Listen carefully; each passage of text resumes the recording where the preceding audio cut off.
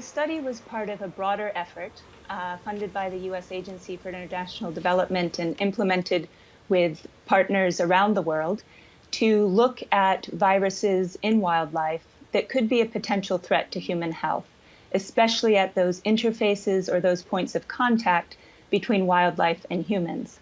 This particular study was done in Vietnam, and the one that was published recently was focusing on a number of interfaces, one of which was the live trade and sale of rodents for human consumption. And tell us a bit more about the findings, and did they surprise you? How concerning are they? I would say that the findings that we have really confirm concerns that the global community has had about the wildlife trade as a potential driver of disease spread and pandemic disease emergence. We looked at coronaviruses at the family level, and we found quite high rates, for example, of positive samples when we went from animals that were harvested and traded by relatively small-scale traders. About 20% of those samples were positive. As we moved to sampling locations which were large markets, where you have much more mixing of species as well as potential of other taxa and humans to be involved in that interface, we see those percentages go up to 30%.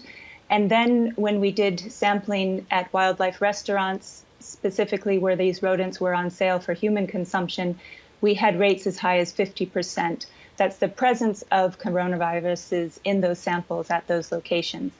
And that suggests and illustrates the way in which the wildlife trade can really amplify and increase the number of coronaviruses as the animals move through the trade, have that increased contact with other species, other populations, and that provides that opportunity, unfortunately, for the risk of the spillover of those viruses to humans. Well, of course, transmission to humans has not been proven among these cases, though, but you do say there is a risk. How so? So coronaviruses are known to be viruses that can mutate, can recombine, and you are correct. This study was done to look specifically at animals and animals in the trade and the viruses in those animals. But there's the potential there when you bring those wildlife species out of their natural habitat into human-dominated habitats, that those viruses could recombine and spill over into humans, into other species, and then into humans as well. Scientists for a long time now have been warning us that the wildlife trade can be an incubator for disease. What needs to be done to reduce the risks? Well, definitely, I think we need to come together. Strategies need to be put in place that really reduce these interfaces, reduce the trade in wildlife. It's going to look like a much lower volume of wildlife being traded, lower numbers of species, and fewer people involved in the wildlife trade. And governments need to come together with the scientific community to help understand broadly where these risks are, and really, I think, to work with communities that are at risk and to provide support for people to transition out of practices that are related to the trade of wildlife and put them at risk in the broader society as well. And with the spotlight on wet markets amid this pandemic, what changes to regulations are we seeing? Well, we're already seeing in a country like Vietnam attention being placed on now the wildlife trade and what is happening, both by the general public, but also by government agencies and those that have regulatory authority.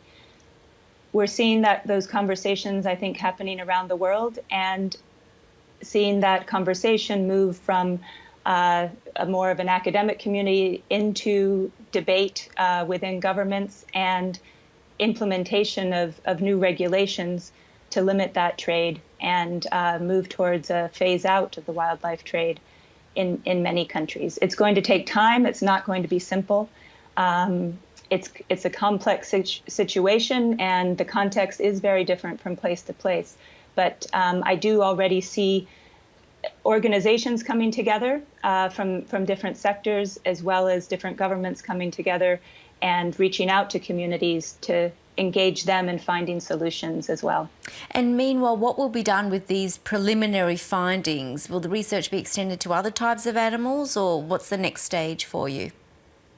This is definitely a part of an ongoing process to both gather the evidence to understand what is happening in terms of viral spread and pandemic disease emergence, but also, and so these data themselves are contributing to policy dialogue here within Vietnam, as well as it's a contribution to our broader understanding of wildlife trade as a driver of disease emergence.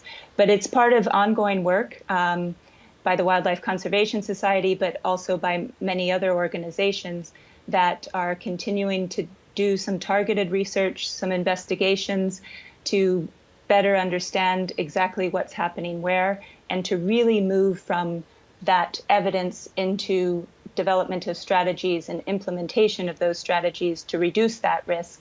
And we should see a reduction then in the occurrence and over time, the rate at which we're seeing new diseases evolve and show up as human pathogens. Really interesting to talk to you amid this pandemic. Thanks so much, Dr. Amanda Fine. Really appreciate your time. Thank you.